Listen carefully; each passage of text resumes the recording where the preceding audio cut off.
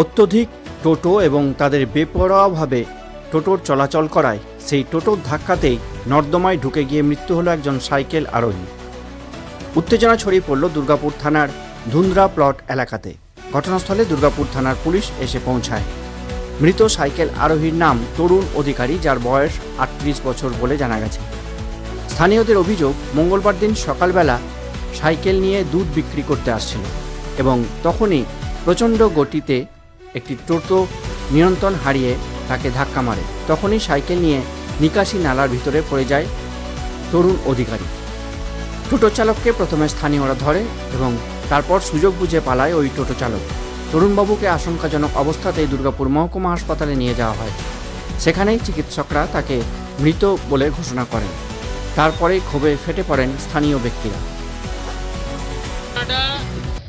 আমাদের এখানে একজন আমাদেরই প্রতিবেশী, আমাদের গ্রামের ছেলে, ঠিক আছে, ভালো ছেলে, তরুণ অধিকারী।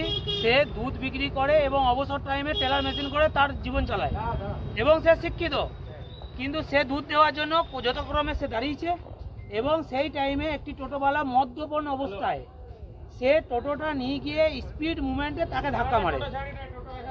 এমন ধারায় ধাক্কা মারে যে তার মাথা ড্রেনের মধ্যে ঠেকে ব্লিডিং শুরু হয়ে যায়, হাতের ওপর থেকে ব্লিডিং হয়, এমনকি তার সাইকেল থেকে শুরু করে তার জুতো শুদ্ধ সব খুলে যায়। আমরা সেই অবস্থায় টোটোওয়ালাকে ধরি এবং টোটোটাকে আমরা ক্লাবের মধ্যে বাজেয়াপ্ত করে রেখে দিই এবং টোটোওয়ালাকে এক জায়গায় বস করে রাখি এবং সেই পেশেন্টকে আমরা নিয়ে ছুটাছুটি করি হসপিটালে। সেই মুভমেন্টে ও পাকা পেয়ে সেই টোটোওয়ালা যে চালাচ্ছিল ড্রাইভার সে পলাতক। এখন সেই গাড়ির মালিক কোথায় আছে না আছে সে খোঁজা হোক এবং তার অবস্থা সে স্পট মারা গেছে।